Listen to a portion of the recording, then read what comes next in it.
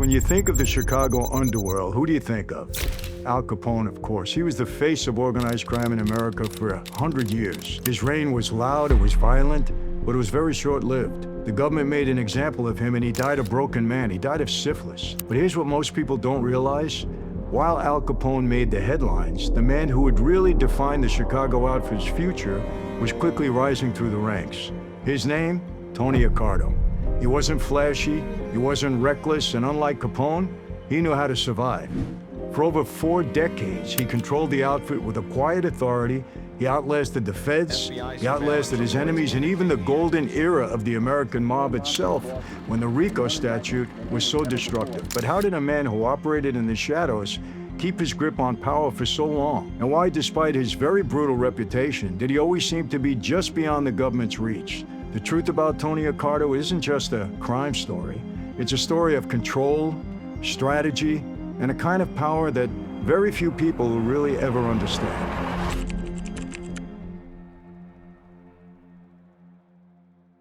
Hey everyone, welcome to another Sit Down with Michael Franzese. Hope everybody is doing well. All is very good, very blessed on this end. And as always, my friends, I give all the praise, honor, glory, and thanksgiving to our God for that. Today we have number 2 in a series that we're doing on the 50 most prominent made men, guys in Cosa Nostra, the Mafia, whatever you want to describe it as, in America. And we have this beautiful tapestry here that you always see behind me. We have a great canvas where all of these 50 men are featured prominently. And today we're doing number 2. His name is Tony Accardo. Very, very powerful guy, ruled over Chicago. He was an underling of Al Capone, but he ruled the city of Chicago for over 40 years. Probably the longest boss in the history of organized crime here in America, at least. And for those of you that don't know me, I'm captivated by all of this because I was once a capo regime in the Colombo crime family in New York, one of the 5 New York Mafia families.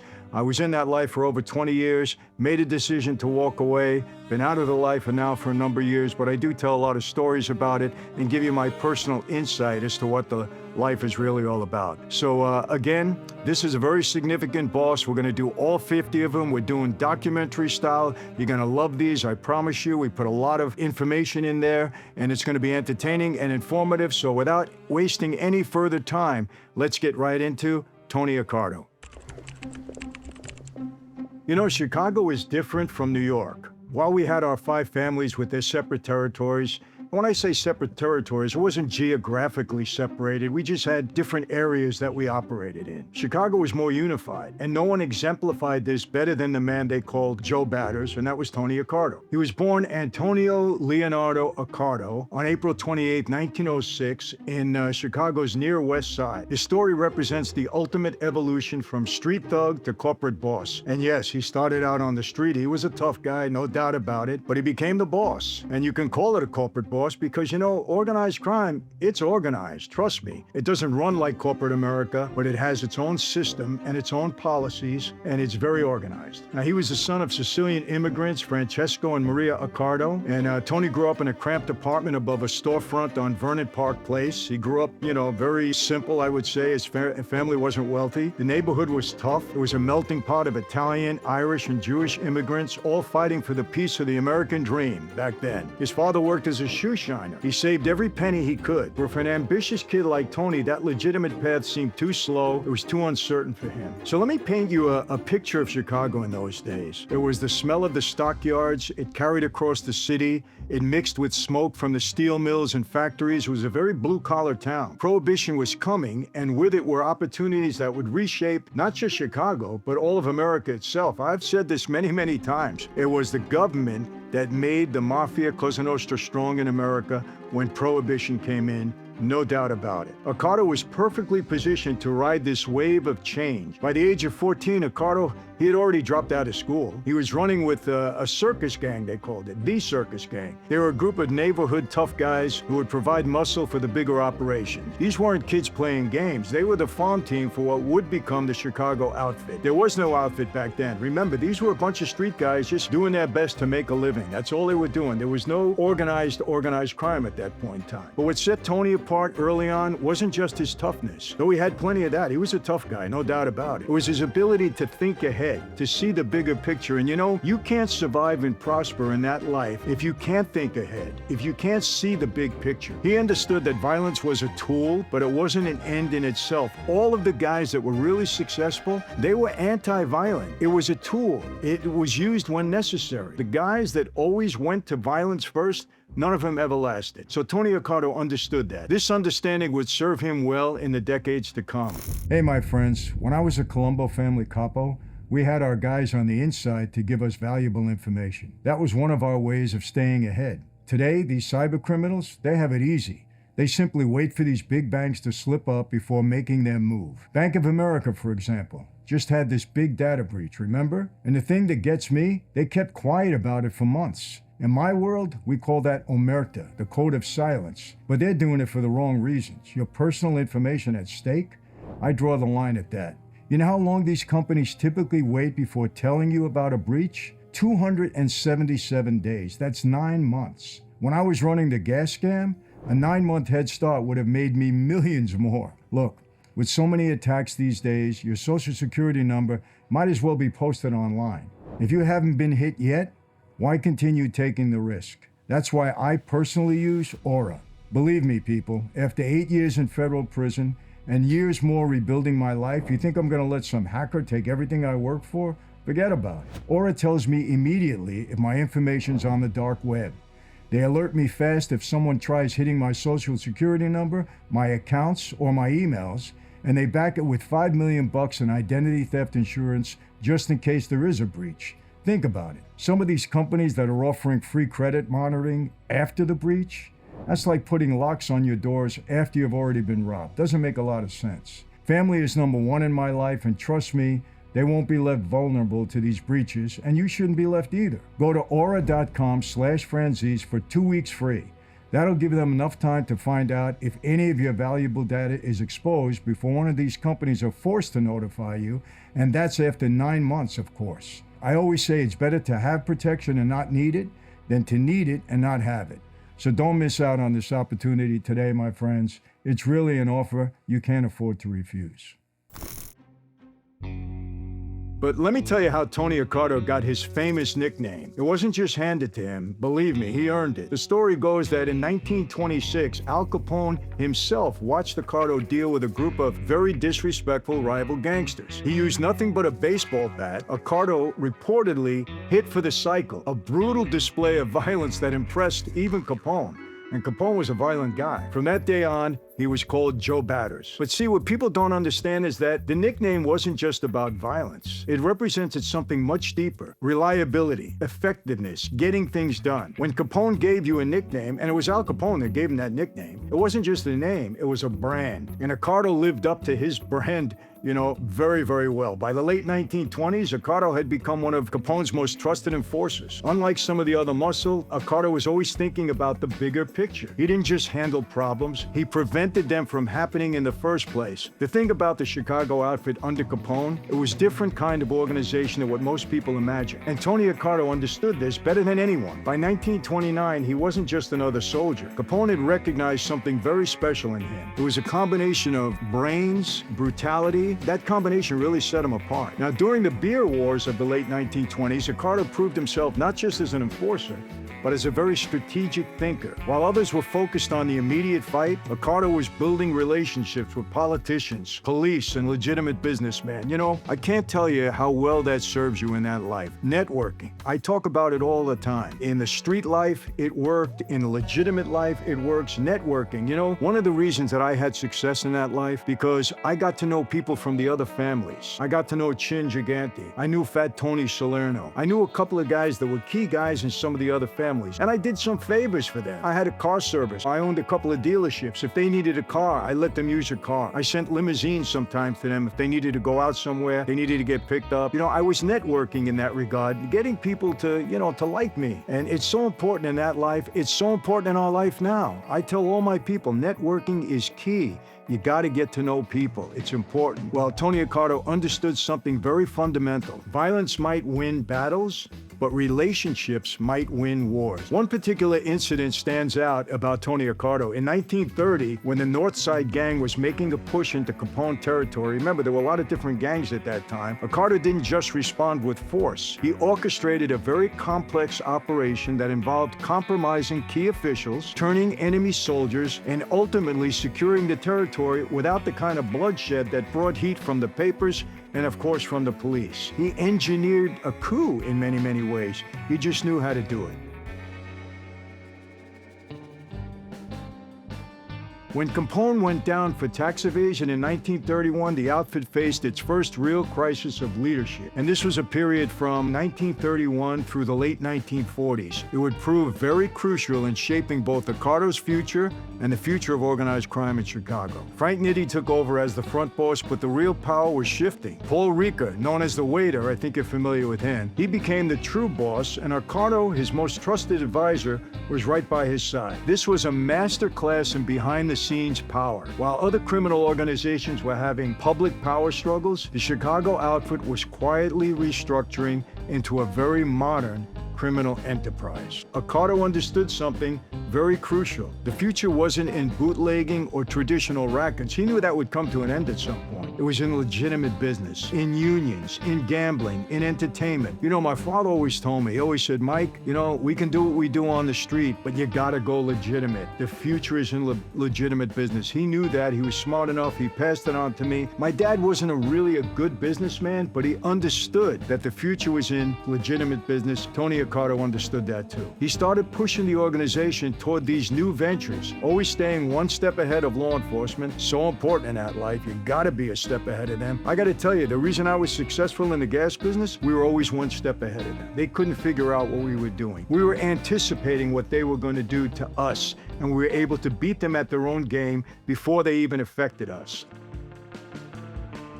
By 1943, Accardo had become the outfit's enforcer boss, and by the 1947, he was running the entire operation. This wasn't just a change in leadership, it was a complete modernization of how organized crime was going to operate in Chicago. Under Accardo's leadership, the outfit expanded into Las Vegas. We started to build Las Vegas, and yes, he was one of the key people involved in that. He revolutionized the gambling industry. They didn't just control the casinos, they built them. The Stardust, the Desert Inn, these weren't just gambling joints, they were legitimate business with legitimate owners. Accardo understood that the real money wasn't in running the games, it was in owning the house. How brilliant is that? You know, so many mob guys, had they stayed in a legitimate world, they would have been very successful. Some of these guys are very smart, like Accardo. If they would have stayed and said, you know what, this isn't for me, I'm going legitimate. Unfortunately, they grew up on the streets and this is what they knew. They had that influence, but had they stayed legitimate, they would have done very well. During this period, Accardo also revolutionized how organized crime would handle internal disputes. He established what we called the Office, a formal system for resolving conflicts without violence. This wasn't just about keeping peace, it was about running crime like a business. The 1950s and early 1960s marked what many would consider the golden age of the Chicago outfit under Accardo's leadership. This is when everything came together. The legitimate businesses, the casino operations, the union control, the political connections, all came together. What made Accardo different was his corporate approach. He ran the outfit like a CEO runs a company. And yeah, it's organized crime. Remember, the reason we were able to thrive and prosper for well over 100 years was because we were organized. We had a system. We had a hierarchy. We had people that knew their place. You know, we had political connections. We ran it like a company, without a doubt. Every operation had its budget, its projected returns, its risk assessment. He wasn't interested in glory or headlines. He was interested in profits and sustainability. Set him apart. Let me tell you something about Tony's home life during this period. He lived in a massive house in River Forest. He had legitimate tax returns. He belonged to country clubs. But unlike some of the bosses flaunted their wealth, Accardo maintained a very low profile. He understood that real power doesn't need to advertise. And again,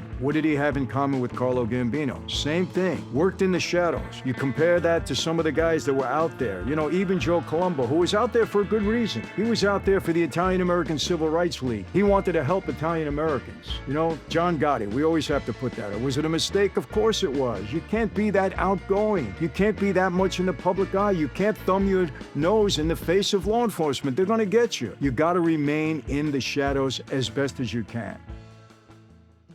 By the late 1960s and into the 1970s, Accardo had effectively retired from day-to-day operations, but he remained the ultimate authority, what we call the chairman of the board. This period showed another side of his genius, and that was succession planning. He knew who he was going to put in place once he was gone. Unlike many other crime families that fell apart during leadership transitions, Accardo created a system that could outlast any individual. He understood that the key to longevity wasn't just in making money. It was in creating systems that can continue making money across generations. Isn't that what success is really all about? You know, when you want to pass something on to your family, your kids, whatever, when you want your legacy to live on, you have to have a system in place. You have to have foresight. You have to have vision. And Tony Accardo, in our world, in his world, he had that. During this period, he focused on modernizing the outfit's operations, computer technology, offshore banking, international connections. Accardo made sure the organization stayed ahead of the curve. He wasn't just adapting to change, he was anticipating it, and that's a quality of any good leader. One of Accardo's most significant achievements was his development of political connections. Again, just like Frank Costello.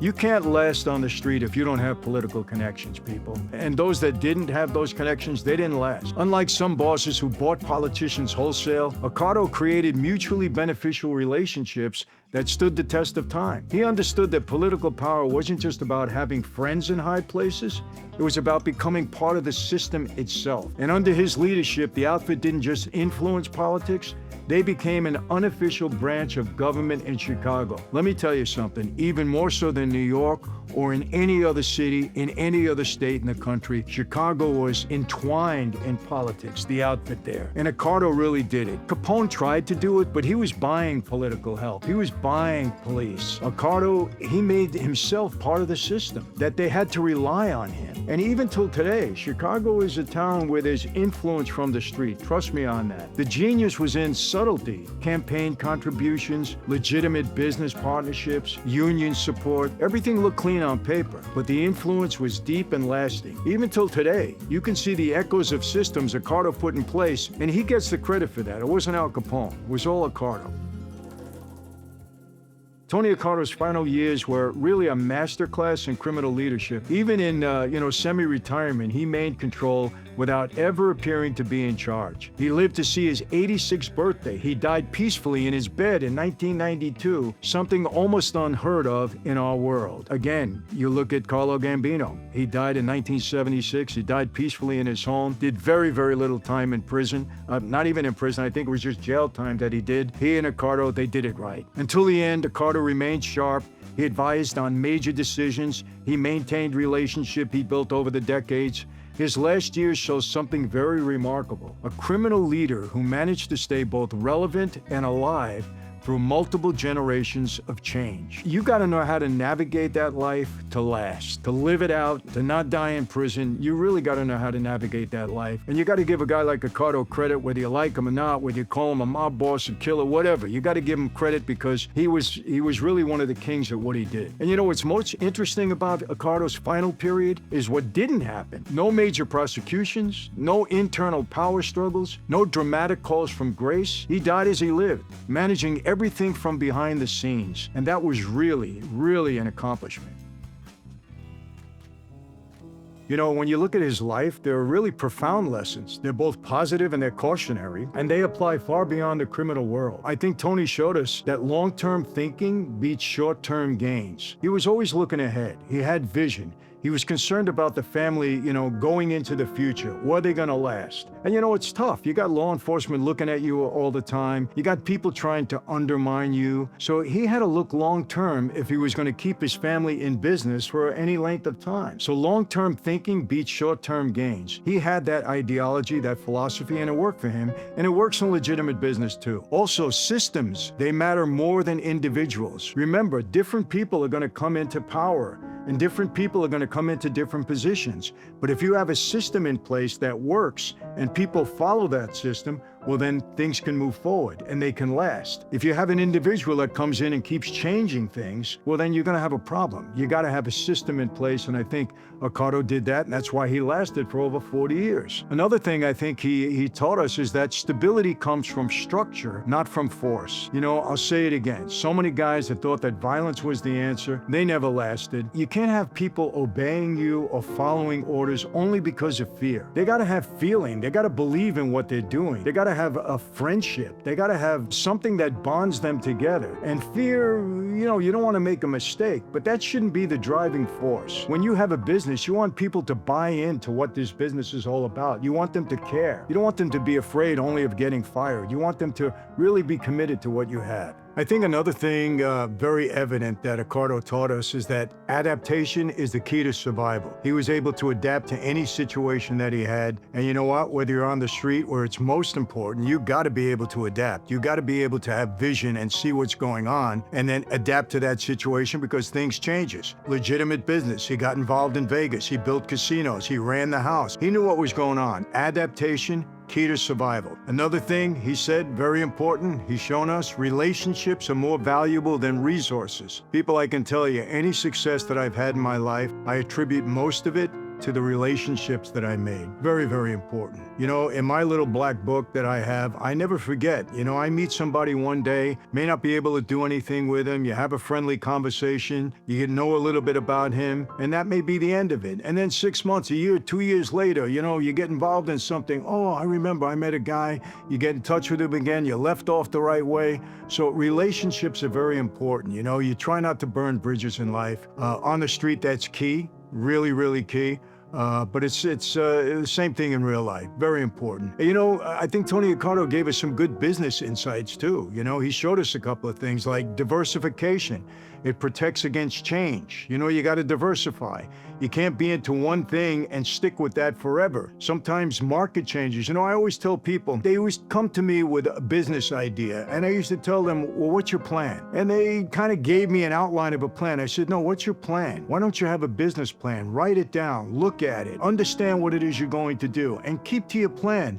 Now, there's times when you have to change a little bit because you have to adapt to certain situations.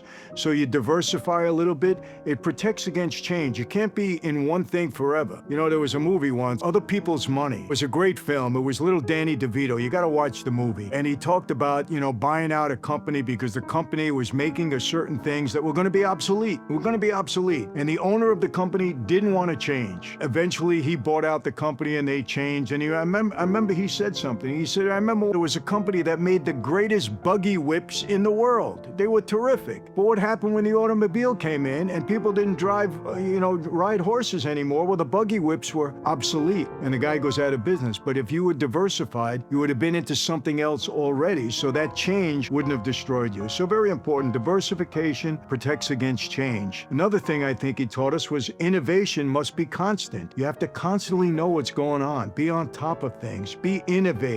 Have vision. Very important. Another thing he taught us was succession planning ensures continuity. You have to plan for tomorrow. You have to plan for who's going to take over your job at some point in time. Who has your vision? Putting the right people in place. You know, I'll never forget, you know, in the movie Gotti, the original one, 1996, with Armand Assante, Anthony Quinn. Brilliant movie. John Gotti was very upset when Carlo Gambino died and he made Paul Castellano the boss instead of Neil Delacroce. And he was ranting and raving, and Neil told him, listen, you know, Carlo wanted to take this in a different direction. I'm old school. Paul Castellano was more into business. He wanted to take us into the future the right way. He didn't think I was the right guy. So in Carlo's mind, Paul was a business guy, and that's the direction that the family needed to go into. So, you know, you gotta plan for leadership succession. Very, very important if you want your company to survive. He was a master at that. You know, even after he retired, he was still not calling his shots, but he still had a lot of influence because he put the right person in place. And I think another thing he showed us is that reputation management is crucial. Your reputation is important. You're as good as your reputation is on the street, no doubt about it. Accardo lasted for 40 plus years because he had a great rep. And then also, corporate structure brings stability. He brought structure into the family. He had a system. He had a plan. And as a result, 40 years, the outfit survived and thrived in Chicago. One family. and they thrived under his leadership. So he really knew what he was doing. You know, he was a wise guy also. He knew that low profile equals a long life. You know, unlike some of the other guys, don't have to mention their names again, that they were right out there, they were on Front Street, they didn't last. Low profile in that life equals a long life. He also knew that power doesn't need publicity. You don't have to advertise your power. You have to be subtle about it, quiet about it. There's something about you that, you know, there's certain people that you can see that just by their presence, you know they have power. You don't have to be all over the news. You don't have to be a narcissist, be out there all the time. You need to be subtle. Loyalty must be earned and maintained. Very important in that life. You have to earn loyalty. You have to show that you're loyal. You know, without loyalty in that life, and you know, I got to be honest with you, that was the breakdown of that life, because there was no loyalty. And I always say this, when people started to fear the government because of that RICO Act came in, a lot of guys turned informants. A lot of guys, I walked away from the life because I knew the RICO statute was going to destroy us. So maybe in a way I wasn't loyal to my oath afterwards, but for me it was all about survival afterwards. So loyalty must be earned and maintained, at least for a period of time in that life. Balance is essential for longevity. That's important too. You know, you want to live things, you have to have a balance in life. It can't be all company. It can't be all family and no company. You got to have a balance of both. You know, some of the things you need to learn also that Accardo told you is that criminal success, you know, there's a moral cost for that. Your family is going to suffer. You're going to suffer in the end. Listen, you can't maintain a criminal lifestyle and live in sin and think that morally you're not going to suffer for it. You know, I believe in the Lord, and you can't live a life of sin and then believe that afterwards you're going into heaven. That's for sure. Even though you've maintained control of your family, are you doing the right thing? You know, I always say that's an evil life. Why? Because families are destroyed. People get hurt. And any lifestyle that does that to a family is a bad life. You know, so remember, if you want to be in crime, you're going to have to pay morally for that, and you're going to pay dearly. Violence, even controlled, it breeds a lot of consequences. You know, law enforcement, people on the street turn against you. Al Capone, a lot of people liked him. He had a pretty good image in town. Even though he was paying off the police and he was doing things and he was a bootlegger, people didn't care about bootlegging. They wanted liquor at that point. But after the St. Valentine's Day massacre, people turned on him. They didn't want to see that kind of violence. And you know, it doesn't work in the street. People turn against you. Trust me, you got to try to maintain control without violence as long as you possibly can. Illegal gains, they carry permanent risks. You can't be in that life anymore. You know, it's a different time back then. Law enforcement wasn't as sophisticated as they are now. You can't stay in crime right now. If you're any type of organized crime, you're going down. That's the bottom line. You know, you're in a criminal legacy. It's going to affect your future for generations. You know, one of the reasons I left that life, I didn't want my sons affected by it. But if you're in it, it's going to resonate through your family. You don't want that. So I think there's some good lessons to be learned by his leadership. I really mean that. Tony Accardo's story represents something unique in the history of organized crime. It really did. The complete evolution from street thug to corporate boss. He wasn't just a criminal leader. You know, he was a very transformative figure who changed how organized crime operated in America in a big way. His legacy, it's complex. It's on one hand, he built one of the most effective criminal organizations in history. On the other hand, he corrupted systems that affect us to this very day. He showed both the heights of organizational genius and also the depths of moral compromise. As someone who lived in that world and chose to leave it, I can tell you this, Tony Accardo's story, it isn't just about crime. It's about power, it's about evolution, and the price of success at any cost. His methods were often wrong, but his insights into leadership and organizational management, they were undeniably right. The true lesson of Tony Accardo, I think it might be this: the same skills that can build a criminal empire could build a legitimate one. If we would have chosen the right way to go, we would have succeeded. A lot of smart guys in that life, no doubt. Accardo was one of them. The choice of how to use those skills, that's what defines a legacy. You know, we can learn a lot from Tony Accardo's life.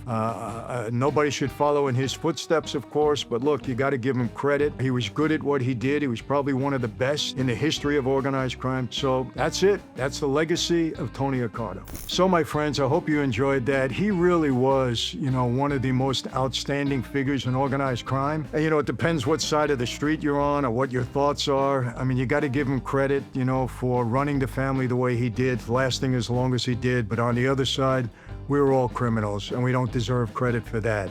I think there's some lessons to be learned. We talked about that.